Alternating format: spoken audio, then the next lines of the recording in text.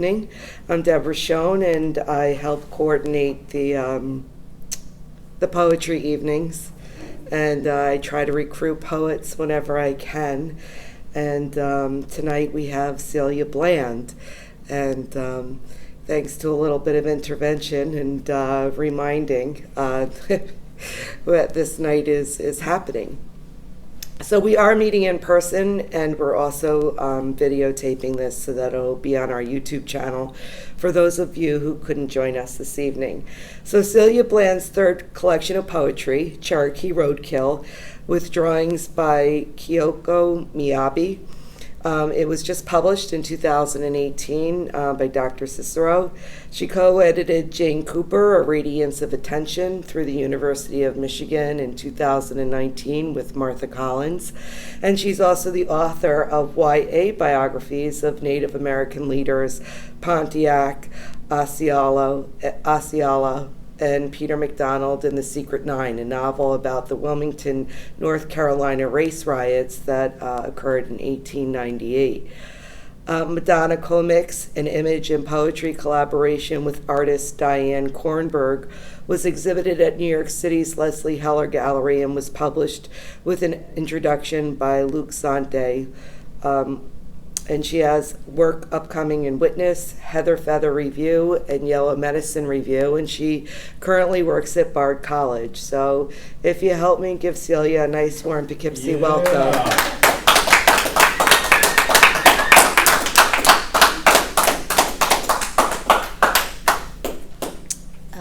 Thank you so much. I appreciate the whoops. And thank you, Deborah, for inviting me. I'm happy to be here. I thought I'd read mostly new work tonight from a collection I'm pulling together, and then maybe a few older ones. See how tired you get. And this new collection is divided into poems about animals, which are curiously autobiographical, and then poems about Osceola, who Deborah mentioned. I'd written a young adult biography of. He was a Seminole warrior who resisted the Trail of Tears, the Indian removal from Florida, his native, the Seminoles' native land. So I'll get to that in a minute, but I thought I'd start with the reading some of the animal poems. This one is called Reading Thoreau. Did Thoreau wish he were a dog, or that he had a dog, when he wrote of driving life into a corner and reducing it to its lowest terms? And if it proves to be mean, why then get the whole and genuine meanness of it and publish its meanness to the world? I would praise what he would slander. Let us praise the dogs, the mundanity of their habits and needs, the dirt of dogs, their gruff sincerity, and the way, blue New York Times plastic in hand, I catch their shit. They remind me of my habit, so mindlessly deliberate. I did not wish to live what was not life, wrote Thoreau, and described sucking the marrow from the bones of life, which reminds me of dogs and the way they chew until the bone snaps. Just to get us going. This one is about foxes, and I'll just mention, in case y'all didn't know this, a baby fox is called a kit. Red fox, you were molting that August 4th. They pulled from my mother's swimmer wriggle into the dog day, me. Red fox, why cross my path again? I see you up ahead. You flick a brushy frivolity, pale as my own pelt and musky with intent. In Carolina, they bury sourdough molds that have enfolded generations, flecked with the hands that kneaded it. They bake icons wedded by the animals. Call them ribs. They bury loaves in red clay until kits rise, tails lit. Hover with me in trot, red fox. It is my birthday. Taxidermy bat. And this is inspired by an antique shop in Hudson called the White Whale, which has a lot of taxidermied, framed. They're really incredible animals there, taxidermied and pinned to the walls.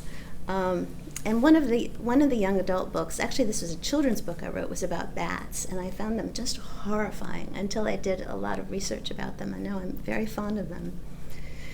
Taxidermy bat, as if a hand were winged, as if every flap were a clapping of hands, as if the event of flying were a shooing away. Pause, little mammal.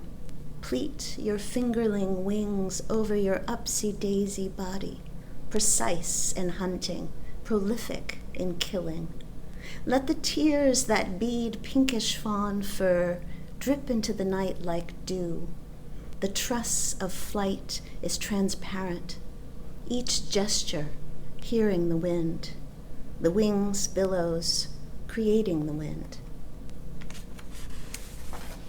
If you've never seen a bat up close, its wings, you can see the very fine, hollow bones in its wings, and they are, in fact, the same as our hands. They have little thumbs at the top, and they have the fingers, but they're webbed. It's really quite extraordinary. And they really taxidermied a bat. Yes, bats are often taxidermied, curiously. I don't know why. I've never seen one. Yeah. Let's see. Skip that. Another birthday poem, and it's about a pheasant, which is, if you walk around here, you sometimes happen upon pheasants. You know, it's just quite an extraordinary flash of color. This one is called Sighting 60. And I'm not 60, but you know, it's kind of in my sights. I know it's coming up. Sighting 60. A pheasant's neck is a trembling croquet mallet, a vinous swallowing, a wasted finger, my finger, clubbed at the tip and ringed in ruby and silver. My neck is ringed with flesh, a waddle. A pheasant's neck is ringed in color. It does not ring like a rotary phone. I can make the sound of a line gone dead. As it struggles to gain altitude, a pheasant burbles, a signal we agreed upon, so long barrels can sight an axis where wing meets breast, where earth meets air. So just thinking about mortality a little bit. Accidental Everglades. Lots of animals in this one. And Florida was much on my mind, you know, during the elections. And so I was writing a lot about Florida. Accidental Everglades. If Jesus was an osprey, catfish whiskery in his beak, he would drop his prey on the roof of our car in Alligator Alley. We kissed after we laid rubber, after the fish slammed and slid down the windshield in a trail of scales. You tasted of sunscreen. If Jesus were osprey, he would swoop to rescue fish, his beak a chalice, and fish the wine spilled. We were driving on the interstate when a fish fell from the sky, the hair on my arms erect. Is that a trope, you ask, for the end of the world? No, for conception, I say, and that night a fish dropped that would drown in the seawater of womb. Is it memory that finishes a baby? A fish dropped and an osprey beat passage above the signs of alligators steaming in swamp ditches. a fish slick as memory and tapering to a fin that can, like Jesus, articulate distance.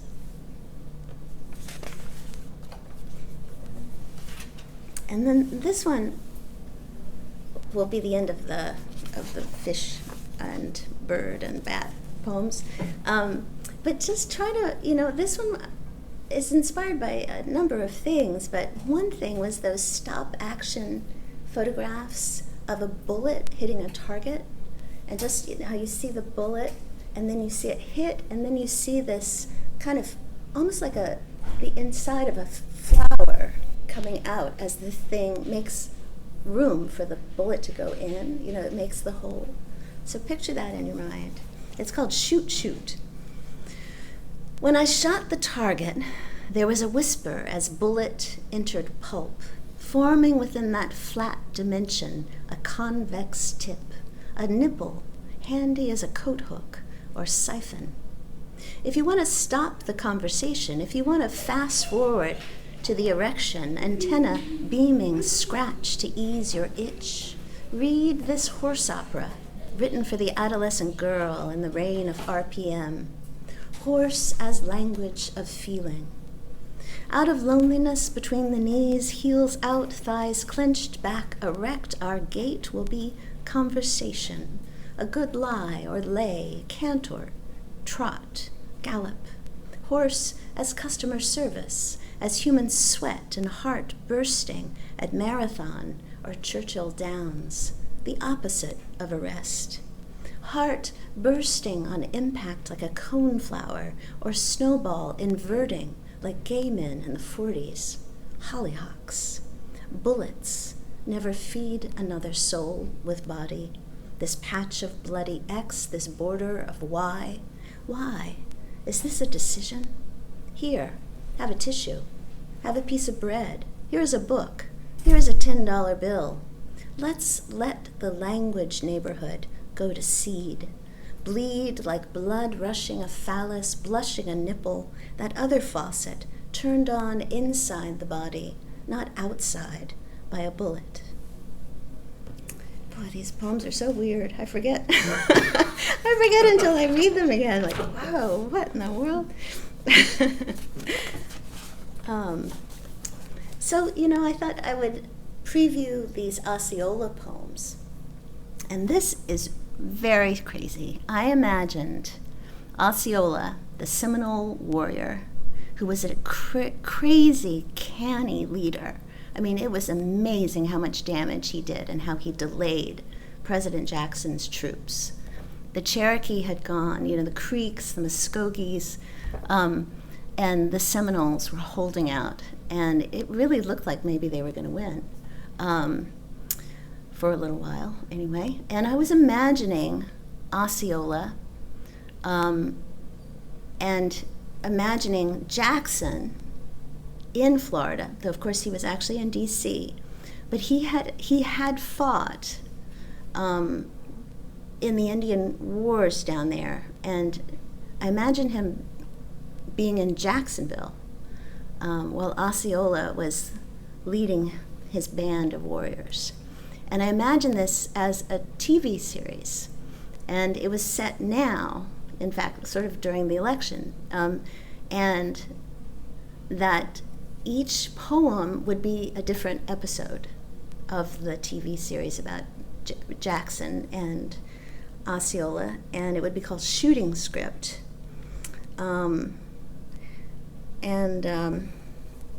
just wanted to mention that Osceola, there's a very beautiful Catlin portrait of him. He was an extremely romantic figure, hugely popular in Europe, because they sympathized so greatly with his ingenuity, his scrappiness, and his beauty.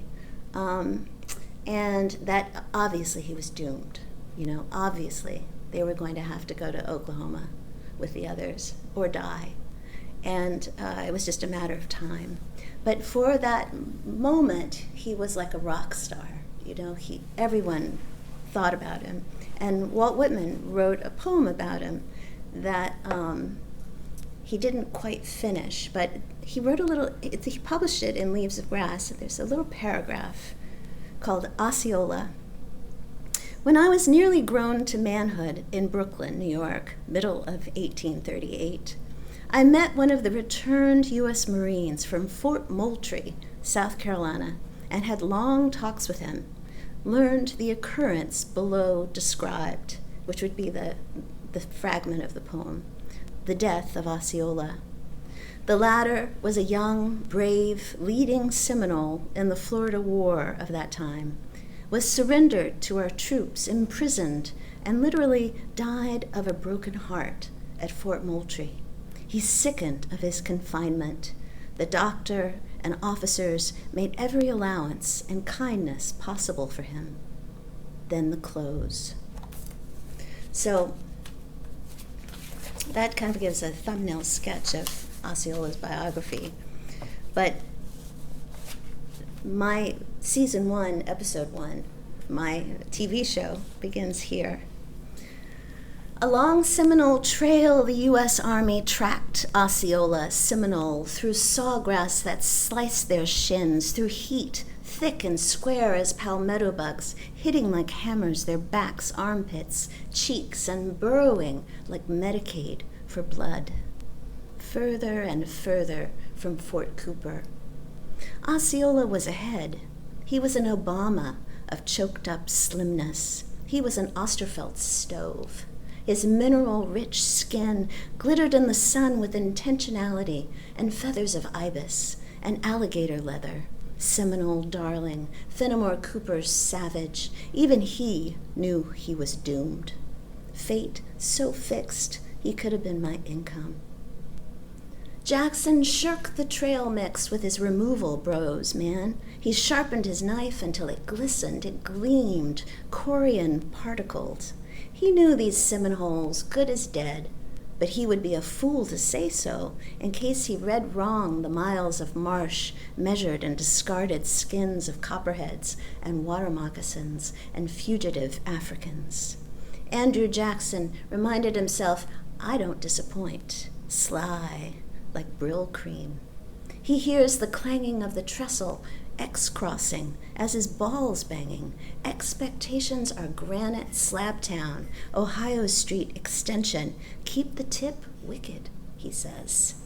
Perched above the swamp, lifeguard, lab tech, administering dosages of carcinogenic ego, Jackson scans for Seminoles. They call him what the owl coughs up, gravelly feather mess, broken narrative, General Marrowsuck, President Intestine, Andrew Winbig Windbag. Osceola's long-tailed pony oversteps boa constrictors escaped from Tampa sewers to Big Gum Swamp. On the lam, his trail may end in Kissimmee or a heart-stop Big G in central Jacksonville. Jackson crooks a hasp leg on the running board of his step-side Dodge in the Seawolves Stadium parking lot. I'll goddamn evacuate these indigent peeps, he says, right into the camera, from places that endanger them, their homes. So as you can see, I'm trying to imagine it as like a real shooting script where, it has like camera directions and stuff. It's a lot of description, but then odd bits of dialogue. So I'll just read a few more of them.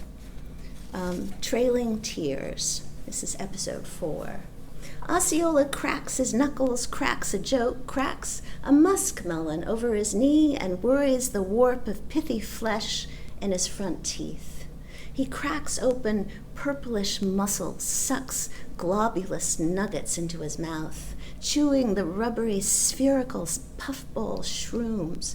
He harvests a web between stalk and tall grass. He rolls a sticky ball to chew. His clan sits on stilts in their cypress chickies, awaiting word. Will they fight in a band? Will they ambush white man, dropping down, a.k.a. Robin Hood men in tights, from live oak brows festooned with Spanish moss? Will they play armies hide and seek, bayonets versus tomahawks like swamp comics? How long they pick off boys like mussels in a shoal, cap 'em before they go the way of the Timucua. It was worth a ponder. It was worth a gander.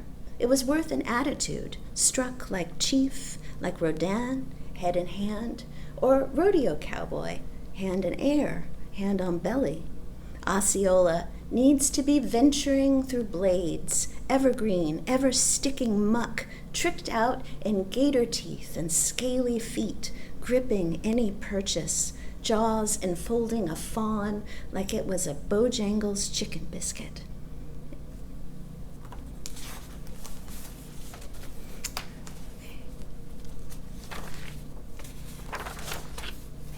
And then I will just end with episode 12, which is about, just to say, the rebellion failed ultimately. Osceola was captured. It was actually, he was tricked. They said it was a parley, and then they just grabbed him and threw him into Fort Moultrie in South Carolina, which is where the Catlin portrait is.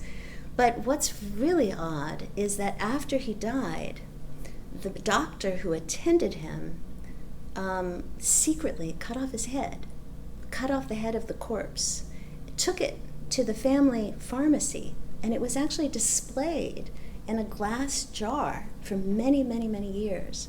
And it was said that he, when he was alive, he would use it to scare his little boys when they'd been bad. So, episode 12, Headachy. Chop! Doc Whedon, at the foot of his little boy's bed, pulls from a burlap poke a vinegary head, leering Osceola, snarl-haired, earlobes flabby as an emperor's. Boy scream, Doc chuckle, Doc wedge the head on the bed post like I chalk my pool cue. Squawk, squawk, behave, says Doc. Now the head float in clarity, in bell jar, on a ledge in the family pharmacy. Osceola as barber's comb, as aborted fetus. Doc was almost family. The Indian agent Osceola murdered was his near relation, Chop. The agent threw Osceola in the pokey for not signing a treaty, resigning all Seminole rights to Central Florida. No bail bond, no go. He was young, unbrined. He agreed to everything, then signed the treaty with the tip of his knife. Great TV. And shot damn agent dead. Montage, rolling headlines, Seminole lands open for settlement. Empty, cheap as bird seed. So there's a lot more of them. But that'll give you an idea of the project. And then I'll just read a couple more that are, during COVID we all dealt in different ways, and I've always read a lot of history, as you might imagine, though I remember it very badly. I love to read it. And I never, until COVID, until this kind of pause, I never really wrote about what I was reading. It was a separate thing. But then I thought, well, this is actually what I'm interested in. So I started writing all those poems about Osceola. And then I wrote, I was reading a lot about the French Revolution. So I was writing about Marie Antoinette and Louis XVI and then Napoleon. That's so.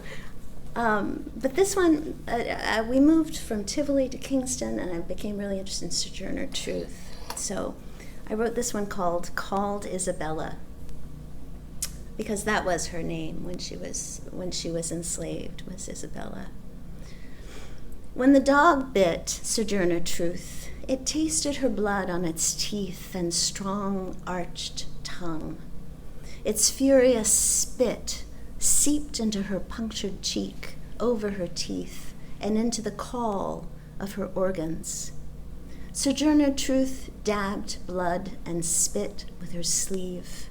Her people, like the coonhound, had been imported for specific uses. Ears cropped, the dog tracked boys, cast into the woods to run. It could chew through wood. Sojourner Truth chewed honey from the comb. She rubbed the scars, and named the dog Kill, which means in Dutch, stream. She bore the puckered skin like an eddy. When the dog was found dead by the house front steps, its coat a swirl, matted, eyes bluish at their core, she walked to the corpse, palms cupped, as if she would let the hound drink.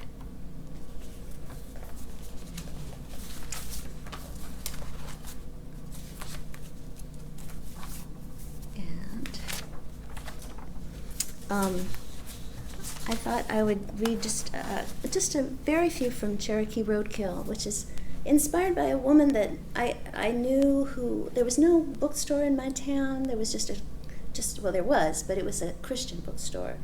And the woman who worked there, a young, lovely woman named Louise, was murdered while I was in college, and I came home for summer and found out about it. And I always felt bad that I had never, I don't know, it's just like she died and she was forgotten. But she was a lovely, lovely person. She meant a lot to me, because when I would go into the Christian bookstore, she would point me to books and say, you should read this. And, it really influenced my education. Because she had read probably everything in there, and she knew which things were actually classics, rather than those typical sort of salvation memoirs that were very popular at the time, like Tammy Faye Baker, that kind of thing. And she would steer me away from those and toward like Anne Frank's diary or A Wrinkle in Time. Whoops. Yeah. Oh, there you go. None of us had moved. We were all spellbound.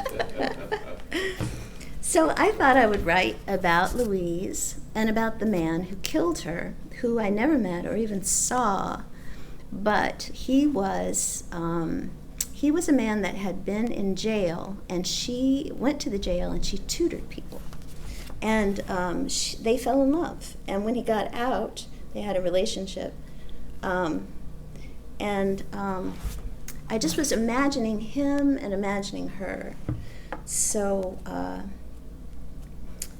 I'll just read a couple of, a lot of the poems are written about the Cherokee area of North Carolina, where my father's family live, and just different towns there, Silva, Cullowhee, Bryson City, way up in the mountains. And then there's a series of poems about Louise.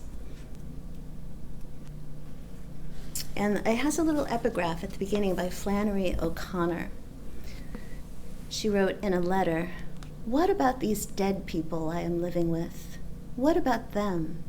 We who live will have to pay for their deaths. If I were another, Louise calls at 2 a.m. whispering, 'It's Louise.' Louise rings like a crescent moon, illuminating the valley. Louise is the tunnel under the mountain. Hold your breath, Louise says, and make a wish. This is another way home." Bird bone. The bird bone was bleached white, light as plastic rings binding a six-pack. Holding it made her thirsty. She felt the pelvic glide in her bones, the uplift of flight. Where would she go? Akanalufti, Swain, Polk, Buncombe, Rutherford, Catawba, Cabarrus, Albemarle, Lenore, Sannook, Beaufort, Mingo, Dare.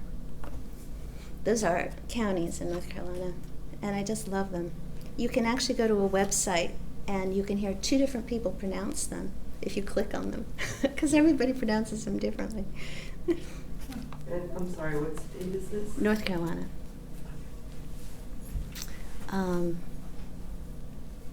Praise be books and gifts. Book covers testifying heroin, tricking, DUIs, crepe blouses tied with the floppy bows of God's love, and Louise, whose hair hung in two halves like honey, surrounded by the books I stole. The diary of Anne Frank in the arm of my corduroy coat. Did Louise see? Not hunger, though I felt it in my salivaries. The 6 million, the pointy-chinned cover. What? I asked Louise. I began a diary, too. God, the salvation, the chirpy hopes. This was before he killed her, Louise. She must have known how deep the empty well within me when she threw a few books down. Answer his call. Oh wait, I'm gonna skip that one, sorry. Chicken shit. They filed into the school wing where he sat, an outline of yearn, and in Louise walked, unescorted by any guard, in a green skirt. When she turned to write in chalk, her hair swung. I could dip my finger into her skin, something muttered, creamy. It was him. She stood before the board and the thread of her raveled. I'm here to help you all be better writers. Blink. Why? They thought. I, she said, and didn't know why she lied, am a writer.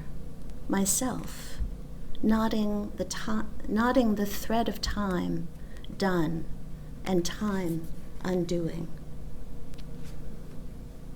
And just one more. Not of longing. Long before he had just cause, he let himself long for out, for the cardinal in and out of the yard, splash of blood against the high wall, clouds describing the curve of out. He recused himself from petty quarrels over contraband, precedents, mops, and spatulas, and tasted clots of eggs, smelt again the crisp give of a driver's seat. On his bunk, he was the crosshatch of this 5th year of inn, dreaming, scraggly ends of branches, then the chub trunk of evergreen and turpentine of needles. Thank you. Very nice. Thank you for your attention. I appreciate it, your patience and attention. And I'm happy to answer any questions y'all might have, if you do have any. Yes, Gareth. Yeah, you mentioned your interests during the pandemic, in history, and did that period influence your thinking too? I was thinking about, you were talking about Thoreau, the dog, the fox. For me, during the pandemic, all the conversations are about the virus, and you turn on the TV, all the coverage is about the virus, and so on. And after a few months of that, you're pulling your hair out. I became obsessed with my bird feeder, and I loved to watch the bird feeder and the different birds coming and going. Like for them, life was going on, and they were busy, and you'd observe the hierarchy of which birds were fearful of which, who could come in and dominate, and so on. And so I'm wondering if that happened for a lot of people, that you became more aware of nature and going to something simple and pure and so on. Were any of those poems that you wrote during that period, or how else did the pandemic influence your thinking? It occurs to me you could commission me and I'll write a poem about the bird feeder. And just what you're saying about like the hierarchies of the birds and birds at different times of day, because it was very much that. I mean, I think anybody who lives near a rural walk noticed that there were so many more birds. Nature just really started to come back. And I've never seen foxes like I saw during that time. And every time you saw them, it was so, I just found it just thrilling, because you would see, like I'm walking my dog, I see a dog in the distance, a dog off the leash. But then I noticed that dog is so graceful that it seems to be actually gliding above the grass. And then I noticed that my dog, which was running toward it, is stopping and going like, wait. that there was this experience of the wild, even in my very small and very domestic life. That was so exciting. The pheasants. I wrote a lot of poems about birds, and thinking about birding and thinking about wording, making the lists of birds, making the lists of words, and how that might connect. The alligators, it's almost as if the power of animals, I think, in humans' imagination has always been that they take on certain characteristics. They represent the mystery and the vitality and the almost the immortality of nature, in our imaginations. But they have different qualities, different powers, and also, of course, they're beautiful in ways that we humans aren't, I think. And so they were very inspiring, very inspiring. And like you say, things were so quiet. If it wasn't about the virus and the fear of the illnesses, the world just got so much quieter and restrained, reined in. Mm-hmm. There was a town in Wales that got overrun with goats. Because they usually live up in the hills. But things were so quiet in the town with no traffic and so on, they gradually edged more and more and more into the town until eventually they running around down Main Street. Wild goats. Yes, they're running wild. They were introduced many years ago. Yeah. Well, in Tivoli, you'd see the deer crossing the main street, very commonly. God, those deer. But friends in North Carolina talked about how many bears that they were seeing. They were coming out of the woods. Yeah, it's interesting how in the city, if there's a red-tailed hawk in Central Park, yeah, everyone wants to see this red-tailed hawk, which is a very common bird when you're out anywhere else, but to see that in the city it's wonderful. And then we actually see on the Hudson the eagles. Yeah. Incredible. Yeah. I was wondering if you could talk a little bit about the Madonna Comix. Yeah. I still would like to write a comic book that is poetry. So it'd be like the Osceola thing. But it would be, thought bubbles and, action and the little squares. And so I wrote all these. Kind of like a graphic novel? Yes, like a graphic poetry. Graphic poetry novel. Yeah. And so that would be different because I never heard of that, I don't think. Yeah, I think that probably I'm too late now. They were already doing it. I just didn't quite get to it. But I wrote all these poems about the Virgin Mary as a superhero, just in different guises. She's going to the prom, she's having a baby, she's a suicide bomber, she's a pelican. Suicide bomber. Yeah, and I was at a conference and I saw this exhibition of a woman who was an artist who was collaborating with a poet, and I just loved her work. So I wrote to her and said, would you be interested in working with me? And so she said, yeah, send me some poems. And then she did mostly photography.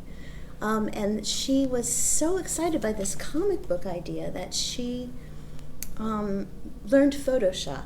And she would take pictures of things and turn them into drawings. So this one is Madonna as Pelican.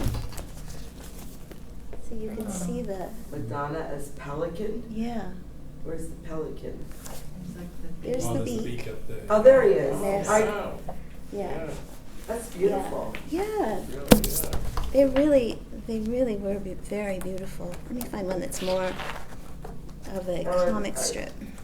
The pelican is also a very symbolic Christian because they do something, they pack their own chest, or they feed their young. It was thought in the Middle Ages that they fed their young with their blood, like Jesus fed his flock. That's not true. It's a legend. It's a legend, yeah. But this one looks mostly like a comic See, I was raised on those old Batman comics, very dark, lots of ink. Yeah. And this one is about the Virgin Mary visiting a cave and seeing these, among other things, seeing these bats hanging from the ceiling. So you can see the bubble, and you can see some of the poem down here.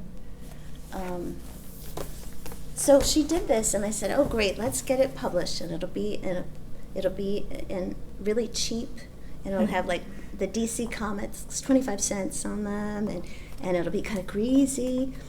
But she was a very successful artist. She went to her publisher, and he said, "No, we'll make a big art book." So it was comic books, but You're thinking of a scene, and she's like, this yeah. And who could say no? I mean, what kind of poet gets to publish a book that's $75? But look at this one. This one is the suicide bomber one, and the first is the car. I was traveling a lot for Bard, and I was going to Jerusalem and Palestine, and I read about how women were sometimes forced to be suicide bombers, and they would, after the impact, they would find that their hands were taped to the steering wheel.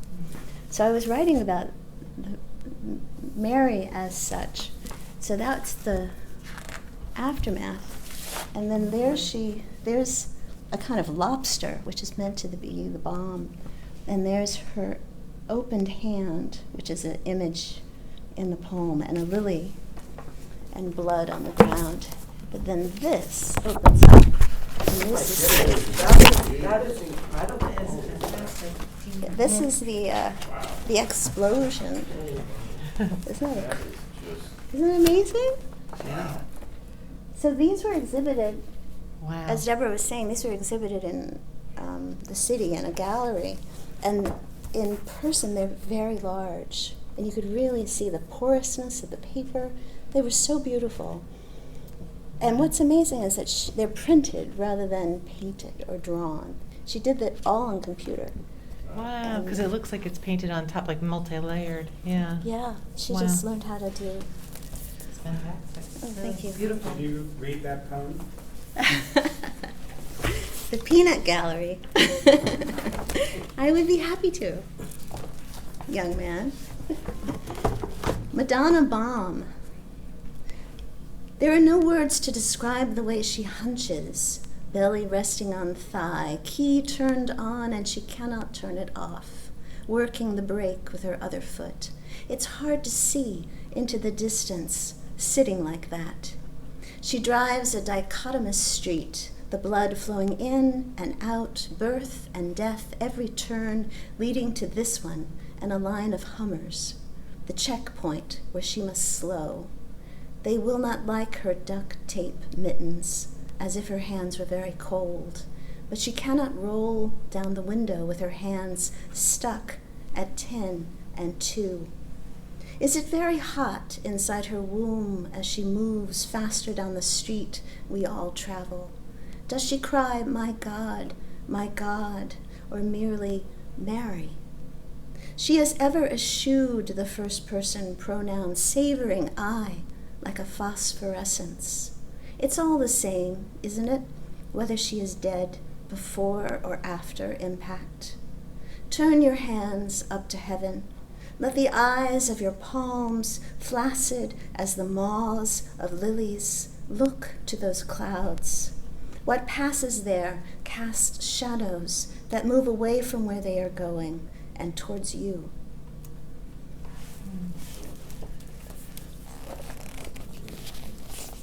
So, Wonderful. thank you. Thank you. Thank you very for much. sharing that. Thank you for bringing it. Yeah. For bringing it. You're very welcome. Thank you all for being here. I so appreciate it. So you have two different whole themes there, collections of poems, and so when you're writing these, do you have an idea of how you would hope these would be published? Will these be? Are you looking at two separate works here? Oh, with the animal and the Osceola? The Osceola, I'm working with an artist in Berlin who's making very digitized television screen sorts of work that can be projected behind me like this when I read. So I'm thinking of like a multimedia sort of event. But what I would really like is if someone would make it into an opera. Last night I read in the city, and I read a poem that I didn't read tonight, that it was published in a magazine, and the magazine, to celebrate the new issue, worked with a theater troupe called the BBC, and they will perform the poems or turn them into songs or into monologues or something. So I got to read my poem, and then somebody sang it, on the guitar. So I thought, well, that's the first step. That was fantastic. And so where did you do that? Huh? Where did you do that? That was in Park Slope, Brooklyn, at an arts bar called Barbès. And yeah, so I would love to make the Osceola thing into something that's, like, as I said, very digital, very alienating in a way, but kind of snappy and fast and lots of details. And what he's done is many layers of like football players and palm trees and alligators and flamingos, and just everything is everything's there. And Osceola and Jackson.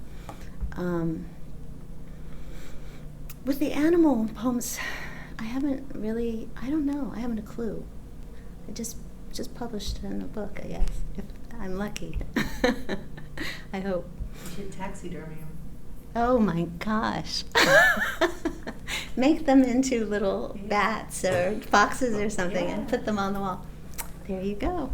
Now I have a project. You kind of do you know Judith Saunders from Marist?